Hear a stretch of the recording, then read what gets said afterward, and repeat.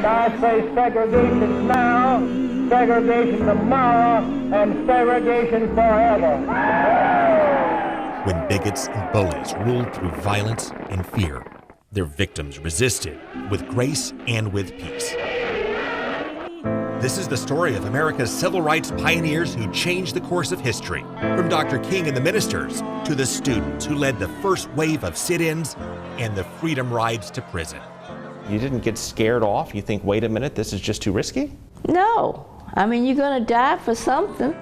We'll travel from Tampa to St. Augustine to Atlanta and Birmingham, from the walled-off hideout where Dr. King planned the campaign to the jail where he wrote his famous letter and smuggled it to his secretary piece by tiny piece. And he kept bringing these little pieces of paper in. And Wyatt said, "My dear, you've got to start typing." And I thought, from what? We'll relive the fight for freedom in this special presentation of Fox 13 News, Sunshine and Dignity, Florida's Path to Equality. Hello, I'm Craig Patrick, and we will start in Birmingham, Alabama, which was the center of the civil rights struggle and at one point the most segregated city in the nation, because its Commissioner of Public Safety ran this city like a tyrant. You can never whip these birds if you don't keep you and them separate. By whipping birds, Bull Connor meant blasting kids with fire hoses, ripping their flesh with dogs. Connor also coordinated with the Ku Klux Klan as it terrorized, beat, and killed. The people that hated us at that time would have been happy to kill all of us at one time. It was terrifying. And police wouldn't stop any of it because men like Bull Connor ran the police. You've got to keep the white and the black separate. He embodied a malice that had festered in America for hundreds of years. First, white supremacists captured, enslaved, and maimed people from Africa, then lost a rebellion for their states' rights to keep their slaves, then formed a domestic terrorist network to intimidate and murder African Americans, and fused white supremacy into their faith. The church taught that people of color were not fully human. They did not have souls capable of redemption. That was the message from the preachers. And for entertainment, white performers dressed in blackface to ridicule African Americans. Every time I wheel about, I jump Jim Crow. The blackface stage character called Jim Crow was an amalgam of demeaning stereotypes that Southern bigots had in mind when they passed and enforced Jim Crow laws. They enforced racial segregation to separate, degrade, and oppress African Americans. I had a coworker who had a heart attack, and I worked at a hospital, and not a single doctor or nurse would touch him. So we put him on the loading dock until the public hospital ambulance could pick him up. In 1954, the Supreme Court ruled against segregation in public schools, but much of the South ignored the ruling. That set the stage for ministers like Fred Shuttlesworth, Ralph Abernathy, and Dr. Martin Luther King, who called for passive resistance. They said they would match the bigots' capacity to inflict suffering with their ability to endure it. And in 1955, the call for civil disobedience inspired a seamstress named Rosa Parks. I had taken a seat on the bus. The driver demanded that I give this seat up for a white man. I didn't feel that I was being treated as a human being. I refused to give up this seat. I said no. It drove boycotts with Dr. King in Montgomery, Alabama, and it inspired the sit-ins across the South, where blacks and whites sat together at segregated lunch counters. You have no angry words. But the mobs responded with violence, and in this upside-down world, police responded to the beatings by arresting the victims. Well, they had grown up believing from the church, from society, from the law, that segregation was the way it should be. And I was going against it. I was a traitor. And our country has a history of what they do to traitors. Joan Mulholland joined the first wave of sit-ins in North Carolina in 1960 and just kept going as they spread across the South. And I say that is the power of Gandhian nonviolence. This historic picture of activists in Jackson, Mississippi wound up on front pages and struck a nerve across the nation. That's Joan in the middle, as the mob poured mustard, ketchup, and sugar on their heads. As the Washington Post wrote, that counter now has 2 empty seats because the others have passed. So right in that picture, we have the power of Gandhian nonviolence and the power of the press. So my hat is always off to the press. They were generally attacked just as fast, if not faster, than the demonstrators, because they were getting the story to the world. In 1961, the world saw much more as civil rights pioneers called the Freedom Riders defied segregation in public busing. A mob surrounded the first bus in Augustine, Alabama, firebombed it, and planned to burn the Freedom Riders alive. The second bus reached Birmingham, where Bull Connor coordinated with the Klan, and a mob greeted the Freedom Riders with pipes. Other Freedom Riders picked up the ride from Birmingham to Montgomery, where they were beaten. Then on to Jackson, Mississippi, where segregationist Governor Ross Barnett told the mob to stand down because he had another idea. Mississippi arrested the Freedom Riders and sent them to the notorious Parchman Prison. Joan Mulholland was one of those Freedom Riders the guards welcomed to Mississippi. What did they do to you in Parchman Prison? Well, we had a sort of nasty vaginal exam when we first got there as ladies, and they put us on death row. They sent the Freedom Riders to death row, cramming most into cells that had been empty, but they threw Hezekiah Watkins in with the convicted killers, perhaps because he was the youngest Freedom Rider. He was 13 years old. What was the worst that you endured on death row? I don't think I can say that on TV. You were abused. I was abused. If I had stayed there a few more days, I wouldn't be here right now. Hundreds of other Freedom Riders arrived in Jackson and filled the prison cells until the Kennedy administration finally enforced integration in interstate transportation. The Freedom Riders did it. The Freedom Riders, and indeed the civil rights struggle, certainly was a struggle for Black America, but it was also a struggle for the soul of America. And from here, Dr. King would pick up the struggle with a decisive confrontation in Bull Connor's hometown. Coming up, the movement takes off in Birmingham, Alabama, from 16th Street Baptist Church, a central meeting place for the activists and a target for the Klan. I heard the horrific noise.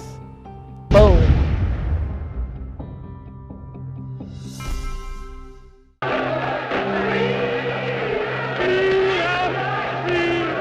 This is the climactic battle in America's civil rights movement, Birmingham, Alabama, 1963. Racist police boss Bull Connor and the Klan versus Dr. Martin Luther King and waves of kids like Jeff Drew. Martin Luther King actually chose Bull Connor because Bull Connor was the perfect antithesis to what he was trying to do. We were nonviolent. Bull Connor was violent. Jeff grew up on Dynamite Hill, an African-American neighborhood named for the hundreds of terrorist bombings by the Klan, documented in these newspaper photos. And we could feel the effects of the blast through the rock, and it would actually lift us off the floor. His parents built this tall brick wall around their home to protect them. What was that wall built for? Bullets. Every other day we'd find new bullet holes in the house. And this home kept a secret house guest. This is where Dr. Martin Luther King planned and developed the Birmingham campaign. Mom and Dad were very happy to provide a private, secret residence for him where he could have meetings and negotiations. Dr. King and his fellow ministers organized sit-ins and boycotts at segregated stores. Police responded by arresting the ministers on Good Friday. King knelt and prayed on his way to jail. White clergy wrote an editorial urging him to quit, calling his peaceful protests unwise and untimely. And that's what caused him to be in the frame of mind that he was in, that I have to answer. I have to give these men an answer. That drove the next turning point when King wrote his response to the ministers from jail. Letter from a Birmingham jail was a pivotal document of the civil rights movement. And what Dr. King said to his fellow clergy who criticized him. King had no notepad in jail, so he wrote his letter piece by piece and smuggled the giblets to his secretary, Willie Pearl Mackey. What did he write it on, and how small were some of the scraps? He wrote on toilet tissue, not Charmin, it was the jailhouse toilet tissue. He wrote on the edge of the newspaper. Her job was to fit the pieces together and get it out to the press within 3 days. Some of it may be That big. Just that big. How did you know which part went where? That was the trouble. That was the problem. It was the most nerve-wracking and most important job of her life. You'd move it around just like a puzzle and see if this part fit here, if that part fit there. Oh, okay, that's what he's saying. And what he said, now is the time. And if there is an unjust law, I will non-violently oppose it, because I am seeking out not only freedom for African Americans, but I am seeking that America reach the pinnacle of what its values are. And when a supporter bailed out Dr. King, he put his letter into action. He mobilized thousands of students for peaceful protests. The students gathered and poured out of 16th Street Baptist Church. You are in violation of Section 1159 Dallas City Code. Connor arrested them and loaded them into a fleet of school buses. The kids waved on the way to jail, knowing it would be their path to freedom. This Birmingham movement is one of the most inspiring developments in the whole nonviolent struggle. Then Connor tried to break up the protests by burning the kids, knocking them down with fire hoses, and ordering the dogs to attack. Come on back now! Right in front of the press. This iconic picture made the rounds on newspapers and spread around the world. President Kennedy, who had focused on the Cold War more than civil rights, had to step up. I was 7 years old, or 8, and laying on the floor watching TV, and the telephone rings in the kitchen, and it's the White House calling, and they ask, is Dr. King there? And I said, yes. Behind the scenes at the Drew residence, Dr. King was shaming Kennedy into action. And his response was, hello, Mr. Kennedy, Mr. President. Hello, Mr. Attorney General. I'm glad you called. No, sir, I'm sorry. We're not going to call off the demonstrations. No, we're not going to call off the mass meetings. No, we're not going to call off the boycotts. And I want the public to know that you support Bull Connor and you support George Wallace and segregation and inequality. And we're going to continue the demonstrations until you do something about it. He listened very sympathetically, and we had a most fruitful and rewarding discussion together. And this nation, for all its hopes and all its boasts, will not be fully free until all its citizens are free. Let me go out on the prize. Hold on, hold on. The walls of segregation were coming down. In August, America packed the National Mall with the March on Washington. Dr. King, facing growing death threats, gave the speech of his life. The I Have a Dream speech is a goodbye speech. He's saying goodbye. He knew that his life meant less and less as the movement progressed. The next month, the Klan struck 16th Street Baptist Church. 10 sticks of dynamite killed 4 girls in Sunday school. I heard the horrific noise, boom, and it sounded like the building was swaying. Barbara Cross was the pastor's daughter. Her best friend, Addie Mae Collins, died. I gave her my wallet. I said, see you in a little while. And so students asked me, Miss Cross, what did you have any parting words for her when you saw her? I said, I guess I was telling her goodbye and I didn't know it. Barbara still mourns the attack that shocked the nation's conscience and helped compel Congress to pass the Civil Rights Act of 1964. I urge every American to join in this effort to bring justice and hope to all our people. And Dr. King's letter from a Birmingham jail became required reading in school. I've often returned to Dr. King's letter. And politicians from both parties often quote from it. Dr. King's profoundly just and moral letter from a Birmingham jail continued as a guiding light for running our country. That injustice must be rooted out by strong, persistent, and determined action. Injustice anywhere is a threat to justice everywhere. Yours for the cause of peace and brotherhood, Martin Luther King, Jr. Coming up, the Birmingham campaign sparks the movement in Florida. A persistent mother takes down Jim Crow in our state, while Dr. King takes the struggle to St. Augustine and Florida's segregationist governor.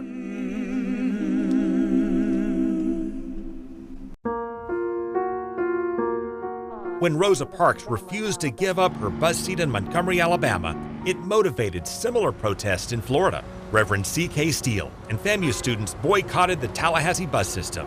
Patricia Stevens-Dew helped lead Florida sit-ins. And Irvina Primus, a nurse from Jacksonville, integrated Florida schools in a story seldom told. But her daughter Irene is telling it now. If they said you can't do it, she said, oh, we'll see about that. Irvina's daughters, Jan, age 9, and Irene, age 7, were Florida's trailblazers when their mom enrolled them at Orchard Villa School in South Florida. Arms just swinging away. Arms swinging, back swinging, just enjoying it. Irvina was Native American, and when she enrolled her 2 girls, she didn't tell the school their father is black. So they didn't understand that they were enrolling African American students. Exactly. They didn't know. Until word spread on the first day of school and reporters showed up. Look at your mom beaming with pride. Yes, she was happy too. First step for integration. I guess she was excited too. But my father didn't like it, not at all. My father was a mortician and he was afraid. He had seen death all too often. Exactly. And didn't want it to be us on that table one day.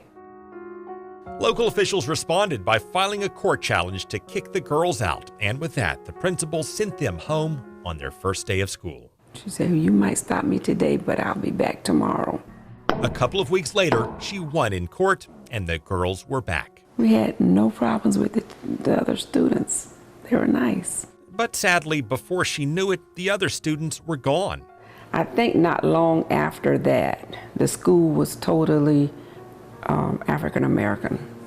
Not long after that. Because all the white families moved out of the neighborhood. Well, that's not integration. That's right. It went back. But this was the first step. And I think it straightened out after a few years. And that's how it played out, from Orchard Villa near Miami to North Florida towns like Hastings. It was a white flight issue. The white people left Hastings. Because they didn't want to They didn't want to go to school with black kids. And as those families sent their kids to St. Augustine, Dr. King moved his campaign from Birmingham to St. Augustine. Segregationist Governor Ferris Bryant ordered an emergency police force to crack down, arresting King and others. We must maintain law and order. The civil rights activists who waded into the segregated beach were peaceful. The segregationists, though, were not. As a group of whites attacked about 75 integrationists during a wade-in demonstration. Florida drew national shame. In the evening, rioting broke out in downtown St. Augustine as about 500 angry whites crashed through police lines and attacked Negro demonstrators. Then this St. Augustine motel manager poured muriatic acid into a pool with African Americans. The video broadcast around the world, shocking the nation's conscience yet again. The U.S. Senate passed the Civil Rights Act the very next day.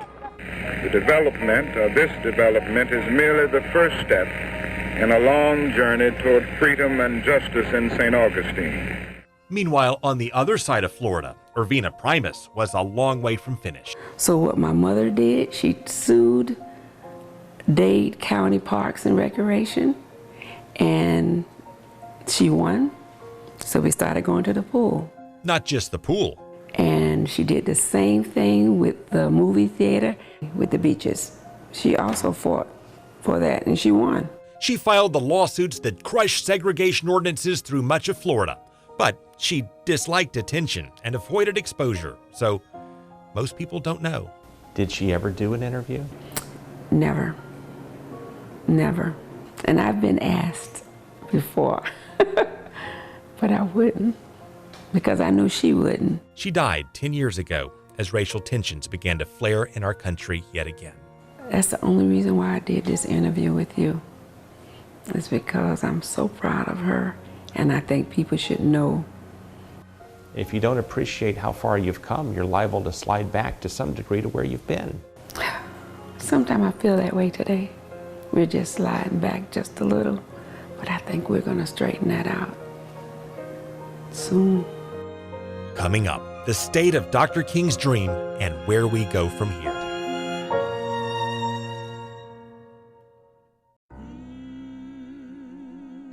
Well, Hezekiah Watkins was America's youngest freedom rider, but today even his own grandson doesn't understand what that means.